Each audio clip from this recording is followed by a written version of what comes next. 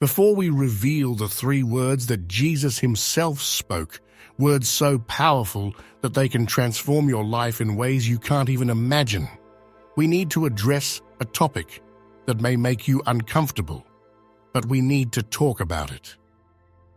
Over 2,000 years ago, Jesus walked this earth, and here's the thing, he never wrote anything. Not a book, not a letter, not even a sentence. Everything he left us, he did through his spoken word. But thanks to his followers, those who faithfully recorded his teachings, today we have access to words that carry the full weight of his power and authority. Words that can heal, restore, and create transformation, not just in theory, but in real life. Before proceeding, I ask you all to subscribe and comment with your opinion, or simply with an amen. Let's get back to us. If you are truly a believer in the teachings of Jesus, there are situations that you should not yet face. Yes, you understood correctly. Not because you are immune to difficulties, but because Jesus revealed spiritual laws, truths about the operation of the universe under the authority of God. When you know and apply these laws, life begins to look very different. So if you've ever felt like life was throwing you unwinnable battles, stay with me. At the end of this message, you will be introduced to one of the most powerful phrases Jesus ever spoke, condensed into just 3 words. More importantly, you will know exactly how to use these words to unlock divine power and gain victory in your life. This could be the turning point you have been waiting for. Now, let me take you back to the day it all happened. In John 19:30, Jesus, after suffering betrayal, mockery, and unimaginable pain, found himself at the center of humanity's most significant moment.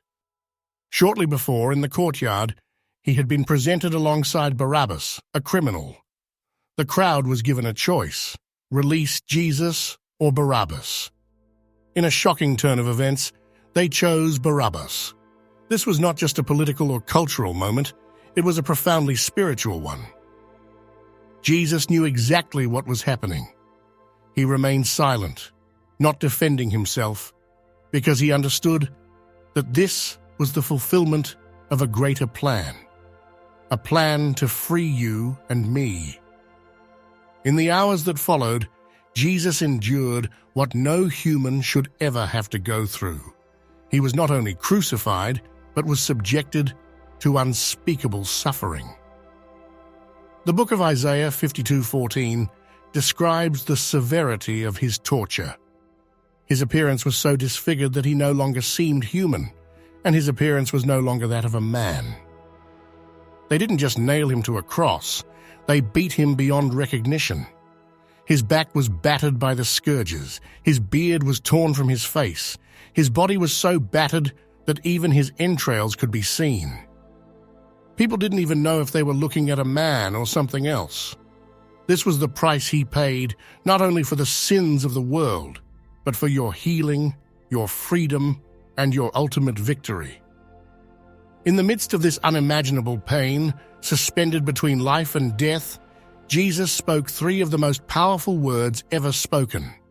It is finished. Let us repeat it together. It is finished. Now pause for a moment and let these words settle in your heart. You feel their weight, their depth. I know you've probably heard them many times, maybe even said them. But now I want to reveal to you the law behind these words and how you can use them to free yourself from limitations, overcome challenges, and live the fullness of life you were created for. How often do you look at your problems and think, how am I going to solve these? It's exhausting, isn't it? But here's the truth. You don't have to solve them. The first step is to understand the power behind those 3 words. It is finished. When Jesus spoke them, he was not just talking about his earthly mission, but also about your struggles, your pain, your fears. He was declaring that everything you need to achieve victory, healing, and transformation has already been completed. So whatever you are facing, Whether it is a financial burden, a broken relationship, or a prayer that has been pending for years, take a deep breath and declare out loud, "This is already done. The solution is already mine." Say it again, but this time, really mean it. Let those words sink into your heart. When you recognize that what you need has already been provided, you stop struggling and start aligning with what is already yours. This is the turning point. This is the step where everything becomes more powerful. Once you have recognized that your struggle is already over, the next step is to see it as done. I am not talking about wishful thinking, but engaging your mind and spirit to visualize the outcome as if it were already a reality. Think about this. Jesus didn't say, "It will be finished," he said. It is finished. It's present tense. It's already done. Whatever you're praying for, a financial breakthrough, the healing of your body, the restoration of a relationship, start imagining it as already complete. Close your eyes and visualize it. If it's healing, imagine yourself vibrant and strong. If it's financial freedom, imagine yourself paying bills stress-free, giving generously, and living in abundance. The key here is to let your imagination align with the work already done. The next step is to activate the power behind the words, "It is finished." Jesus did not speak those words passively, but with authority, declaring that the work was complete. Now it's your turn to do the same for your life. Take that vision you created in the previous step, the one in which you see your healing, your freedom, your breakthrough, and declare it out loud. Speak directly to the situation as if it were already resolved. This is done. My healing is complete. My financial turnaround is complete. My restoration is complete. Speak with conviction, not hesitation. This is important. Your words have power. Proverbs 18:21 reminds us, "Death and life are in the power of the tongue." When you speak with authority, you are not just speaking words. You are aligning yourself with the spiritual law that what you declare in faith becomes reality.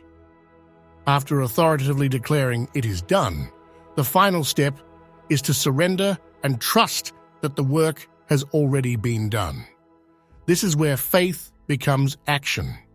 Let go of the need to control how or when the transformation will happen. Jesus didn't follow his statement with worry or doubt. He trusted that God's plan was complete. Do the same. Stop replaying the situation in your mind. Stop trying to figure out every step or overanalyzing the how. Release it all to God. Philippians 4:6 tells us, "Do not be anxious about anything, but in everything by prayer and supplication, with thanksgiving, let your requests be made known to God." Focus on gratitude. Act as if it were already done. Gratitude shifts your perspective and aligns your heart with the divine. Remember, faith without works is dead. Trusting and letting go does not mean doing nothing, but proceeding with confidence. If you have declared healing, act as if you are healed. If you have declared a breakthrough, start preparing for it. Take steps that align with the belief that it is finished. What you have released in faith will come to pass, but you must trust the process. You have done your part. The seed has been planted. Now, it is time to let God bring the increase. Take a deep breath, let go of your worries, and walk with the confidence that the battle has already been won. Here is my challenge to you. Repeat these 3 words every day for the next 21 days. Say them with faith, say them with intention, and watch your life begin to change in ways you never imagined. It's not just the words themselves, but the power behind them. When you speak them with faith and conviction, you are activating a spiritual transformation. Whenever doubt or fear tries to creep into your mind, repeat those words, "It is finished." Repeat them until they become a natural statement to you. When you face a challenge, when you feel overwhelmed, remember that you do not have to carry the burden alone. God has already provided everything you need. Remember, change begins with an act of faith. Every time you say, "It is finished," you are planting a seed of faith.